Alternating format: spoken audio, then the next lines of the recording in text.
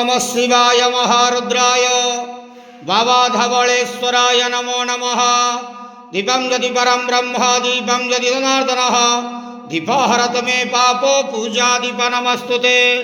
धवलेश्वर महाप्रभु संसार सुखी रखंतु। आज शुभ मंगलवार रे समस्त श्रद्धालु भक्त मानकर मंगल करंतु। समस्त श्रद्धालु भक्त मानक आशीर्वाद करंतु। मनस्कामना पूर्ण करंतु। कर्म क्षेत्रोन्नति करंतु। ग्रहरिष्ट मान खंडन करंतु। जगतर मंगल करंतु। विश्वर कल्याण करंतु। आपणकर नाम प्रकाश करंतु। सेवकर डाक श्रवण करंतु। समस्त गुआवसा भक्त मानकर मनस्कामना पूर्ण करंतु। बाबा धवलेश्वराय नमो नमः।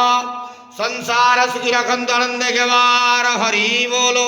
आज शुभ मंगलवार रे समस्त श्रद्धालु भक्त मानकर मंगल करंतु आनंद गेवार हरि बोलो। ओम नमः शिवाय।